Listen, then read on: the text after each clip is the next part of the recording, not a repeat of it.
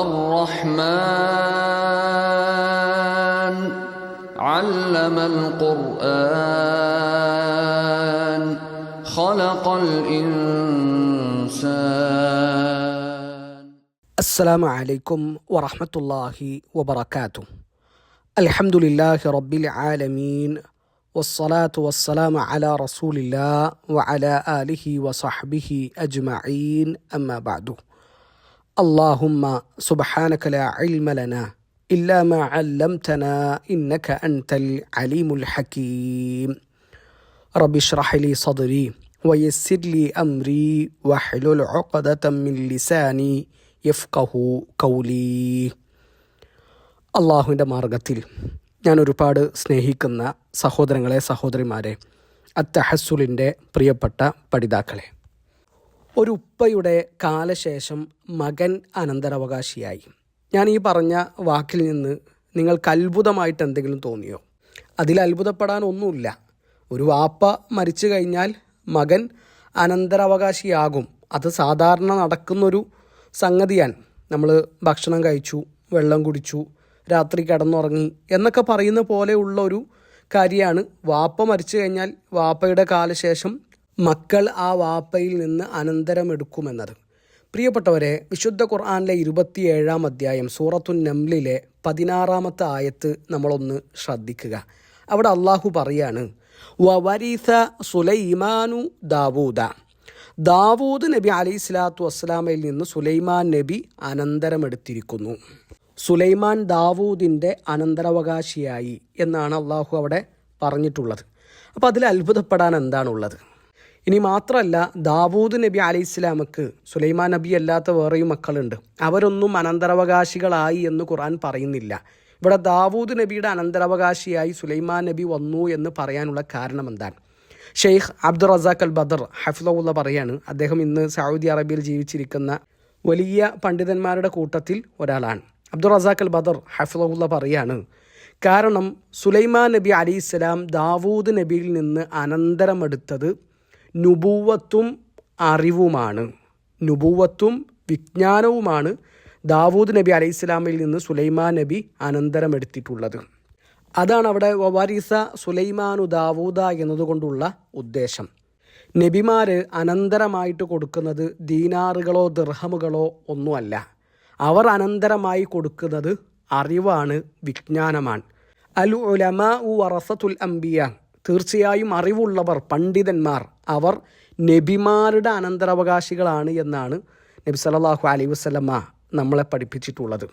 അപ്പോൾ എൻ്റെ പ്രിയപ്പെട്ട പഠിതാക്കളെ ഓർമ്മപ്പെടുത്താനുള്ള കാര്യം, എല്ലാ ആഴ്ചയും നമ്മൾ തഹസ്സുലിന് വേണ്ടി മാറിയിരിക്കുമ്പോൾ, അള്ളാഹുവിൻ്റെ കിതാബ് പഠിക്കുമ്പോൾ, ഇത് നബിമാരുടെ അനന്തര സ്വത്താണ്. അള്ളാഹുവിൻ്റെ റസൂൽ സല്ലല്ലാഹു അലൈഹി വസല്ലമയുടെ മീറാസാണ്, അനന്തര സ്വത്താണ് എന്ന ചിന്തയും ബോധവും നമുക്കുണ്ടാകണം. അതാണ് ഓരോ ആഴ്ചയും നമ്മൾ ഒരുമിച്ച് കൂട്ടിക്കൊണ്ടിരിക്കുന്നത്. അള്ളാഹു അതിന് നമുക്ക് ഏറ്റവും നല്ല പ്രതിഫലം നൽകട്ടെ. പ്രിയപ്പെട്ടവരെ, മനുഷ്യ സൃഷ്ടിപ്പുമായി ബന്ധപ്പെട്ട ചില സംഗതികളാണ് കഴിഞ്ഞ ഭാഗത്ത് നമ്മൾ സൂചിപ്പിച്ചത്. സൂറത്തുർ റഹ്മാനിൻ്റെ 14 ആയത്തുകൾ അൽഹംദുലില്ലാ അള്ളാഹുവിൻ്റെ വലിയ സഹായം കൊണ്ട് നമ്മൾ പൂർത്തിയാക്കി. ഇനി നമ്മൾ അടുത്ത ഭാഗത്തേക്ക് നീങ്ങുകയാണ്. 15, 16 ആയത്തുകളാണ് ഈ ഒരു ദർസിൽ നമ്മൾ വിശദീകരിക്കുന്നത്. ആദ്യം നമുക്ക് ആ ആയത്തുകളൊന്ന് പാരായണം ചെയ്യാം. നിങ്ങൾ കൂടെ പാരായണം ചെയ്യുക. أعوذ بالله من الشيطان الرجيم وخلق الجان من مارج من نار فبأي آلاء ربكما تكذبان. ഒന്നുകൂടി നോക്കുക. وخلق الجان من مارج من نار فبأي آلاء ربكما تكذبان.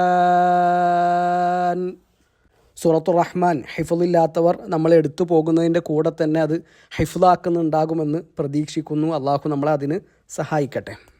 പ്രിയപ്പെട്ടവരെ, കഴിഞ്ഞ ആയത്തിൽ മനുഷ്യൻ്റെ സൃഷ്ടിപ്പിനെ പറ്റിയിട്ടാണ് അള്ളാഹു സംസാരിച്ചത് എങ്കിൽ ഈ ആയത്തിൽ അള്ളാഹു ജിന്നുകളുടെ സൃഷ്ടിപ്പിനെ പറ്റിയിട്ടാണ് പറയുന്നത്. ഈ ആയത്തിൻ്റെ അർത്ഥം പുകയില്ലാത്ത തീജ്വാലയിൽ നിന്ന് ജിന്നിനെയും അവൻ സൃഷ്ടിച്ചു. ഈ ആയത്തിലെ പദങ്ങളൊന്ന് നോക്കുക. ഖലഖ അവൻ സൃഷ്ടിച്ചു. അൽ ജാന്ന ജാന്നുൻ എന്ന് പറഞ്ഞാൽ ജിന്ന്. അപ്പോൾ അള്ളാഹു ജിന്നിനെ സൃഷ്ടിച്ചിരിക്കുന്നു. മിം മാരിജിൻ മാരിജിൽ നിന്ന്. എന്താണ് മാരിജ് എന്ന് നമുക്ക് പറയാം. ഇമാം ബഗവി റഹിമഹുല്ല പറയാണ്, ശുദ്ധമായ പുക കലരാത്ത തീജ്വാലക്കാണ് മാരിജ് എന്ന് പറയുക.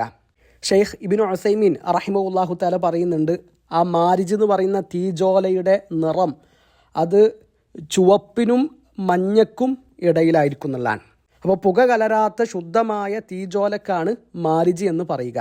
നാർ എന്ന് പറഞ്ഞാൽ തീ, മാരിജും മിന്നാർ എന്ന് പറഞ്ഞാൽ തീയിൽ നിന്ന് ഇങ്ങനെ പുക കലരാത്ത ശുദ്ധമായ ജ്വാല. നമ്മുടെ ഉമ്മ ആയിഷ റളിയല്ലാഹു അൻഹ റിപ്പോർട്ട് ചെയ്യുന്ന ഒരു ഹദീസ് ശ്രദ്ധിക്കുക. സ്വഹീഹ് മുസ്ലിമിൽ ആ ഹദീസ് നമുക്ക് കാണാൻ പറ്റും. നബി സല്ലല്ലാഹു അലൈഹി വസല്ലമ പറഞ്ഞു, ഖുലിഖത്തിൽ മലായികതു മിൻ നൂർ, മലക്കുകളെ അള്ളാഹു സൃഷ്ടിച്ചിട്ടുള്ളത് പ്രകാശത്തിൽ നിന്നാണ്. മലക്കുകൾ സൃഷ്ടിക്കപ്പെട്ടിട്ടുള്ളത് നൂറിൽ നിന്നാണ്, പ്രകാശത്തിൽ നിന്നാണ്. വഖുലിഖൽ ജാന്നു മിൻ മാരിജിൻ മിൻ നാർ, പുകയില്ലാത്ത ശുദ്ധമായ തീയിൽ നിന്നാണ് ജിന്നുകൾ സൃഷ്ടിക്കപ്പെട്ടിട്ടുള്ളത്. വഖുലിഖ ആദമു മിമ്മാ വസിഫ ലക്കും, ആദമിനെ സൃഷ്ടിച്ചിട്ടുള്ളത് നിങ്ങൾക്ക് അള്ളാഹു അറിയിച്ചു തന്നത് പോലെ തന്നെയാണ്.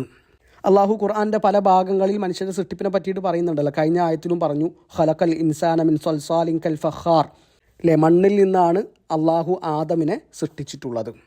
ഇവിടെ ഈ ആയത്തിനെ വിശദീകരിക്കുമ്പോൾ ഇമാം സഅദി റഹിമഹുല്ല അദ്ദേഹം പറയുന്നുണ്ട്, വഖലഖൽ ജാന്ന, ജിന്നിനെ സൃഷ്ടിച്ചു എന്ന് പറയുമ്പോൾ അബുൽ ജിന്ന്, ജിന്നുകളുടെ പിതാവായ ഇബ്ലീസിനെ സൃഷ്ടിച്ചു എന്നാണ് ഉദ്ദേശം. ഷെയ്ഖ് ഇബ്നു ഉസൈമീൻ റഹിമഹുല്ല പറയുന്നു, ഇബ്ലീസ് ജിന്നുകളുടെ ഉപ്പയാണ്, പിതാവാണ് എന്ന കാര്യത്തിൽ സംശയമില്ല. അതിൽ അദ്ദേഹത്തിൻ്റെ തഫ്സീറിൽ ഉദ്ധരിക്കുന്ന കുറച്ച് ആയത്തുകളുണ്ട്. ഒന്ന് സൂറത്തുർ റഹ്മാനിലെ ഈ ആയത്ത് തന്നെയാണ്. അള്ളാഹു പറഞ്ഞു, വഖലഖൽ ജാന്ന മിൻ മാരിജിൻ മിൻ നാർ, ജിന്നുകളെ അള്ളാഹു സൃഷ്ടിച്ചിട്ടുള്ളത് പുകയില്ലാത്ത തീ ജ്വാലയിൽ നിന്നാണ്. ഈ ഇബ്ലീസ് അള്ളാഹുവിനോട് സംസാരിക്കുന്ന സമയത്ത് അള്ളാഹു ഇബ്ലീസിനോട് ചോദിക്കുന്ന ഒരു ചോദ്യം സൂറത്തുൽ അഅറാഫിലെ 12-ാമത്തെ ആയത്തിൽ ഖുർആൻ നമ്മളോട് പറയുന്നുണ്ട്. ഖാല മാ മനഅക അല്ലാ തസ്ജുദ ഇദ് അമർതുക്, ആദമിൻ്റെ മുമ്പിൽ സുജൂദ് ചെയ്യാൻ ഞാൻ നിന്നോട് കൽപ്പിച്ച സമയത്ത് നീ എന്തുകൊണ്ട് സുജൂദ് ചെയ്തില്ല? നിനക്കുണ്ടായ തടസ്സം എന്താണ്? അപ്പോൾ അവിടെ ശൈത്താൻ പറയുന്നത് എന്താണ്? ഖാല അന ഖൈറും മിൻ ഖലഖതനി മിൻ നാരിൻ വ ഖലഖതഹു മിൻ തീൻ, ഞാൻ ആദമിനെക്കാളും നല്ലവനാൻ, ആദമിനെക്കാളും ഉത്തമനാൻ. എന്നെ നീ തീയിൽ നിന്ന് സൃഷ്ടിച്ചു, ആദമിനെ നീ മണ്ണിൽ നിന്ന് സൃഷ്ടിച്ചു.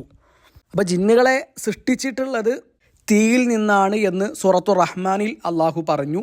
എന്നെ സൃഷ്ടിക്കപ്പെട്ടിട്ടുള്ളത് തീയിൽ നിന്നാണ് എന്ന് ഇബ്ലീസ് പറയുന്നത് സൂറത്തുൽ അഅറാഫിലെ 12-ാമത്തെ ആയത്തിലുമുണ്ട്. ഇനി സൂറത്തുൽ കഹ്ഫിലെ 50-ാമത്തെ ആയത്തിലേക്ക് നമ്മൾ വരിക.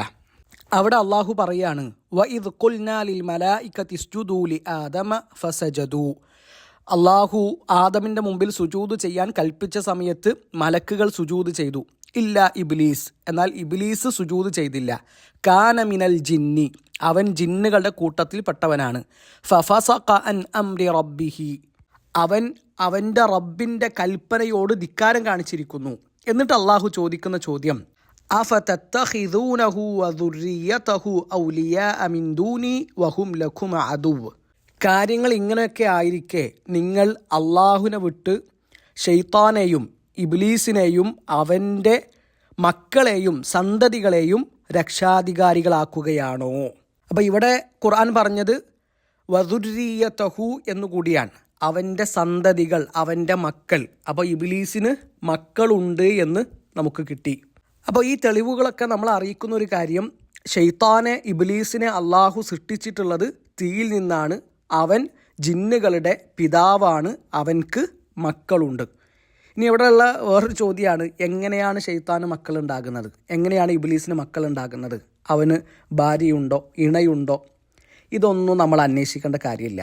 അതൊന്നും അള്ളാഹുവിൻ്റെ റസൂലും നമുക്ക് പറഞ്ഞു തന്നിട്ടില്ല എങ്കിൽ അതിൻ്റെ പിന്നാലെ നമ്മൾ പോകേണ്ട ആവശ്യമില്ല. ഇബ്നു ഉസൈമിൻ റഹിമഹുല്ല ഈ സൂറത്തുൽ കഹ്ഫിൽ 50-ാമത്തെ ആയത്തിൻ്റെ തഫ്സീറിൽ പറയുന്നൊരു കാര്യമുണ്ട്. സലഫുകളിൽപ്പെട്ട മുൻഗാമികൾപ്പെട്ട ഒരാളോട് ഇബ്ലീസിന് ഭാര്യയുണ്ടോ ഇണയുണ്ടോ എന്ന് ചോദിക്കപ്പെട്ടു. അപ്പോൾ അദ്ദേഹം അതിന് നൽകിയ വളരെ രസകരമായ ചിന്തനീയമായ മറുപടി, ആ ചടങ്ങിൽ ഞാൻ പങ്കെടുത്തിട്ടില്ല എന്നാണ്. ഇബ്ലീസ് കല്യാണം കഴിക്കുന്ന ആ ചടങ്ങിൽ ഞാൻ പങ്കെടുത്തിട്ടില്ല. ഇബ്നു ഉസൈമിൻ റഹിമഹുല്ലാഹു തആല തന്നെ പറയുന്നു, അത് നമ്മൾ അന്വേഷിക്കേണ്ട കാര്യമില്ല. അത് അറിഞ്ഞതുകൊണ്ട് നമുക്ക് പ്രത്യേകിച്ചൊരു മെച്ചമില്ല, അത് അറിയാത്തത് കൊണ്ട് നമുക്കൊന്നും നഷ്ടപ്പെടാനും ഇല്ല. നമ്മളെപ്പോഴും ചിന്തിക്കേണ്ടത് നമുക്ക് ഉപകാരമുള്ള കാര്യങ്ങളെ പറ്റിയിട്ടാണ്. നമ്മൾ പഠിക്കാൻ ശ്രമിക്കേണ്ടത്, ചോദിക്കേണ്ടത് ഒക്കെ നമുക്ക് മെച്ചമുണ്ട്, ഉപകാരമുണ്ട് എന്ന് തോന്നുന്ന കാര്യങ്ങളെ പറ്റിയിട്ടാണ്. ഇവിടെ സാന്ദർഭികമായിട്ട് ഒരു സംഭവം കൂടി പറയാം. ഷെയ്ഖ് സുലൈമാൻ റുഹൈലി ഹഫിളഹുല്ല ഇന്ന് മദീനയിൽ ജീവിച്ചിരിക്കുന്ന വലിയ പണ്ഡിതന്മാരുടെ കൂട്ടത്തിൽ ഒരാളാണ്. മസ്ജിദു നബവിയിലെ ഉസ്താദാണ്, മദീന യൂണിവേഴ്സിറ്റിയിലെ അധ്യാപകനാണ്, മസ്ജിദു ഖുബയിലെ ഖത്തീബാണ്.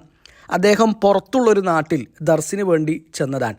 അപ്പോൾ അദ്ദേഹത്തോട് കൂട്ടത്തിൽ ഒരാൾ ചോദിച്ച ചോദ്യം, എന്താണ് ഇബ്ലീസും ജിന്നും ഷെയ്ത്താനും തമ്മിലുള്ള വ്യത്യാസം? അപ്പോൾ അതിന് അദ്ദേഹം കൊടുക്കുന്ന വളരെ മനോഹരമായ മറുപടിയുണ്ട്. നമ്മളെ ചിന്തിപ്പിക്കേണ്ട ഒരു ഉത്തരമാണത്. അദ്ദേഹം ആദ്യം തിരിച്ചൊരു ചോദ്യമാണ് ചോദിച്ചത്. അത് അറിഞ്ഞതുകൊണ്ട് നിങ്ങൾക്ക് എന്താണ് മെച്ചം? നിങ്ങൾക്കതുകൊണ്ട് ഈമാനികമായിട്ട് എന്തെങ്കിലും ഒരു മാറ്റമുണ്ടോ? അതല്ല നിങ്ങൾക്കത് അറിഞ്ഞതുകൊണ്ട് പുതിയതായിട്ട് എന്തെങ്കിലും ഒരു സംഗതി ചെയ്യാനുണ്ടോ? ഇതൊന്നുമില്ല. ഞാൻ വരുന്നത് മദീനയിൽ നിന്നാണ്. നിങ്ങൾ എന്നോട് ഉപകാരമുള്ള കാര്യങ്ങൾ ചോദിക്കുക. ജിന്നും ഷെയ്ത്താനും ഇബ്ലീസും തമ്മിലുള്ള മാറ്റം അറിഞ്ഞതുകൊണ്ട് നിങ്ങൾക്ക് പുതിയൊരു കർമ്മം ചെയ്യാനില്ല, ഒരു കാര്യം ഒഴിവാക്കാനില്ല, ഈമാനികമായിട്ട് വളരാനില്ല. പിന്നെ എന്തിനാണ് നിങ്ങൾ ഇങ്ങനത്തെ ഉപകാരമില്ലാത്ത കാര്യങ്ങൾ ചോദിക്കുന്നത് എന്ന് അദ്ദേഹം തിരിച്ച് മറുപടി പറയുന്നത് നമുക്ക് കാണാൻ പറ്റും. അപ്പോൾ ഏതായാലും നമ്മൾ പറഞ്ഞത് ഇതാണ്, ഇബ്ലീസ് അവൻ ജിന്നുകളുടെ പിതാവാണ്, അവൻക്ക് മക്കളുണ്ട്. എന്നാൽ മക്കൾ ഉണ്ടാകുന്നത് എങ്ങനെയാണ് അത് നമുക്കറിയില്ല. അത് അള്ളാഹുവിൻ്റെ റസൂലും പറഞ്ഞു തന്നാലേ നമുക്കറിയുള്ളൂ. അവരത് പറഞ്ഞു തന്നിട്ടില്ല എങ്കിൽ നമ്മളതിൻ്റെ പിന്നാലെ പോകേണ്ട കാര്യമില്ല. ഇനി സൂറത്തുൽ അറാഫിലെ 12-ാമത്തെ ആയത്തിൽ നമുക്ക് കിട്ടുന്ന വേറൊരു പാഠം ഷെയ്ഖ് ഇബ്നു ഉസൈമീൻ റഹിമഹുല്ലാഹു തആല പറയുന്നുണ്ട്. മനുഷ്യനെ സൃഷ്ടിക്കുന്നതിന് മുമ്പ് തന്നെ അള്ളാഹു ജിന്നിനെ സൃഷ്ടിച്ചിട്ടുണ്ട്. അതിനുള്ള തെളിവെന്താണ്? ആദം നബി അലൈഹി സ്വലാത്തു വസ്സലാമയെ സൃഷ്ടിച്ചതിന് ശേഷം ഇബ്ലീസിനോട് അള്ളാഹു ആദം നബിക്ക് സുജൂദ് ചെയ്യാൻ കൽപ്പിച്ചിട്ടുണ്ട്. അപ്പോൾ ആദം നബി അലൈഹി സ്വലാത്തു വസ്സലാമയെ സൃഷ്ടിക്കുന്നതിന് മുമ്പ് തന്നെ ഇബ്ലീസ് അവിടെ ഉണ്ട് എന്ന് സാരം. ഇനി പ്രിയപ്പെട്ടവരെ, ജിന്ന് എന്നത് നമ്മുടെ കണ്ണുകൾ കൊണ്ട് നമുക്ക് കാണാൻ കഴിയാത്ത സൃഷ്ടിയാണ്. ജിന്നിൻ്റെ ശരിയായ രൂപത്തിൽ നമുക്ക് ജിന്നുകളെ നമ്മുടെ കണ്ണുകൊണ്ട് കാണാൻ കഴിയില്ല. ശരിക്ക് അറബിയിൽ ജന്ന എന്നൊക്കെ പറഞ്ഞാൽ മറയുക എന്നാണ് അർത്ഥം. സൂറത്തു അൽ അൻആമിലെ 76-ാമത്തെ ആയത്തിൽ അള്ളാഹു പറയുന്നു, ഫലമ്മ ജന്ന അലൈഹിൽ ലൈലു റഅ കൗകബ. അങ്ങനെ രാത്രി, ഇബ്രാഹിം നബിയുടെ സംഭവം പറയാൻ, അങ്ങനെ രാത്രി അദ്ദേഹത്തെ ഇരുട്ടുകൊണ്ട് മൂടിയപ്പോൾ, അവിടെ മൂടുക എന്നതിന് അള്ളാഹു ഉപയോഗിച്ച പദം ജന്ന എന്നാണ്. ഫലമ്മ ജന്ന അലൈഹിൽ ലൈലു. അപ്പോൾ ജന്ന എന്നൊക്കെ പറഞ്ഞാൽ മൂടുക, മറയുക എന്നൊക്കെയാണ് അർത്ഥം. ഇപ്പോൾ സ്വർഗത്തിന് ജന്നത്തുൻ എന്ന് പേരുണ്ട്. എന്താണ് ജന്നത്തുൻ എന്ന് പറഞ്ഞാൽ? തോട്ടമാണ്, ഇടതൂർന്ന തോട്ടം, ചുറ്റും മരങ്ങൾ കൊണ്ട് പൊതിയപ്പെട്ട തോട്ടം. പുറത്തുനിന്ന് നോക്കിയാൽ അതിൻ്റെ ഉൾഭാഗം കാണുകയില്ല. അങ്ങനത്തെ തോട്ടത്തിനാണ് ജന്നത്ത് എന്ന് പറയുക. അതുകൊണ്ടാണ് സ്വർഗത്തിന് ജന്നത്ത് എന്നുള്ള പേര് വന്നത്. പരിചക്ക് അറബി ഭാഷയിൽ ജുന്നത്ത് എന്ന് പറയലുണ്ട്. ജുന്നത്ത് പരിച വെട്ട് തടുക്കുന്നതാണ്, ഒരു മറയാണ്. വാളിൽ നിന്നും കുന്തത്തിൽ നിന്നൊക്കെ ഉള്ള ഒരു മറയാണ് ജുന്നത്ത്, പരിച. ഗർഭസ്ഥ ശിശുവിന് അറബിയിൽ ജനീൻ എന്നാണ് പറയുന്നത്. ജനീൻ അഥവാ അത് മറക്കുള്ളിലാണ്, പുറത്തേക്ക് കാണുന്നില്ല. ജിന്ന് അങ്ങനെ തന്നെയാണ്, നമ്മളെ കണ്ണുകൊണ്ട് നമ്മൾ ജിന്നിനെ കാണുന്നില്ല. അപ്പോൾ ആ ജന്ന എന്ന പദവും അതുമായി ബന്ധപ്പെട്ട് വന്ന ചില ഉദാഹരണങ്ങളുമാണ് നമ്മൾ പറഞ്ഞത്. ഇനി ജിന്നുകൾ നമ്മളെ കാണുന്നില്ല എങ്കിലും അവർ നമ്മളെ കാണുന്നുണ്ട്. ജിന്നുകളുടെ ശരിയായ രൂപത്തിൽ നമ്മൾ അവരെ കാണുന്നില്ല എങ്കിലും അവർ നമ്മളെ കാണുന്നുണ്ട്. ഇപ്പം നബി സല്ലല്ലാഹു അലൈഹി വസല്ലമ പറഞ്ഞു, സത്രുമ ബൈന അഅ്യുനിൽ ജിന്നി വ ഔറാത്തി ബനി ആദം ഇദാ ദഖല അഹദുഹുമുൽ ഖലാഅ അൻ യഖൂൽ ബിസ്മില്ലാഹ്. ആദമിൻ്റെ മക്കളുടെ ഔറത്തിനും ജിന്നുകളുടെ കണ്ണുകൾക്കും ഇടയിലുള്ള മറ അവർ ബിസ്മില്ല എന്ന് പറയലാണ്. നമ്മുടെ ശരീരത്തിൽ നിന്ന് നമ്മൾ വസ്ത്രം മാറ്റുന്ന സമയത്ത്, നമ്മൾ നമ്മുടെ പ്രാഥമിക ആവശ്യങ്ങൾ നിർവഹിക്കുന്ന സമയത്ത് ഒക്കെ നമ്മുടെ ശരീരത്തിൽ നമ്മൾ വസ്ത്രം മാറ്റും. അതുകൊണ്ട് നബി സല്ലല്ലാഹു അലൈഹി വസല്ലം പറഞ്ഞു, നിങ്ങൾ ടോയ്ലറ്റിലൊക്കെ പ്രവേശിക്കുന്നതിന് മുമ്പ് ബിസ്മില്ല എന്ന് പറയുക. ആ ബിസ്മില്ല എന്ന വാക്ക് നിങ്ങളുടെ ഔറത്തിനും ജിന്നുകളുടെ കണ്ണുകൾക്കും ഇടയിലുള്ള മറയാണ്. ഇനി ഇവിടെ ഇമാം സഅദി റഹിമഹുല്ല സൂറത്തുർ റഹ്മാനിലെ 15-ാമത്തെ ആയത്ത് വിശദീകരിക്കുന്ന സമയത്ത് പറയുന്നുണ്ട്, വഖലഖൽ ജാന്ന മിൻ മാരിജിൻ മിൻ നാർ. അള്ളാഹു ജിന്നുകളെ സൃഷ്ടിച്ചിട്ടുള്ളത് അഗ്നിയിൽ നിന്നാണ്, പുകയില്ലാത്ത ജ്വാലയിൽ നിന്നാണ്. കഴിഞ്ഞ ആയത്തിൽ പറഞ്ഞു മനുഷ്യനെ സൃഷ്ടിച്ചത് മണ്ണിൽ നിന്നാണ്. അപ്പോൾ ഈ രണ്ട് സൃഷ്ടിപ്പും, മണ്ണിൽ നിന്ന് അള്ളാഹു മനുഷ്യനെ സൃഷ്ടിച്ചു, തീയിൽ നിന്ന് അള്ളാഹു ജിന്നിനെ സൃഷ്ടിച്ചു, ഇതറിയിക്കുന്നത് മനുഷ്യരുടെ മഹത്വമാണെന്നുള്ളതാണ്. കാരണം മണ്ണ് എന്നത് കൃഷിയുടെയും നന്മകളുടെയും ഒക്കെ ഉറവിടമാണ്. മണ്ണിൽ നിന്ന് വിത്ത് മുളച്ച് സസ്യങ്ങൾ ഉണ്ടാകുന്നു, വിഭവങ്ങൾ ഉണ്ടാകുന്നു. എന്നാൽ തീ എന്നത് എല്ലാത്തിനെയും നശിപ്പിക്കുന്നതാണ്. ഇത് വളരെ വിശദമായിട്ട് പണ്ഡിതന്മാർ ചർച്ച ചെയ്തതൊക്കെ നമുക്ക് കാണാൻ പറ്റും.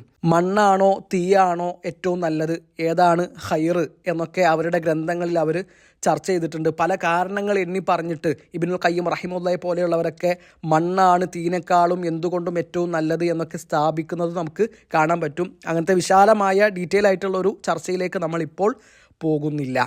അപ്പോൾ ഏതായാലും ഈ 15-ാമത്തെ ആയത്തിൽ അള്ളാഹു പറയുന്നത് ജിന്നിനെ അഗ്നിയിൽ നിന്നുള്ള പുക കലരാത്ത ശുദ്ധ ജ്വാലയിൽ നിന്ന് അള്ളാഹു സൃഷ്ടിക്കുകയും ചെയ്തിരിക്കുന്നു എന്നാണ്. ശേഷം 16-ാമത്തെ ആയത്ത് നോക്കുക.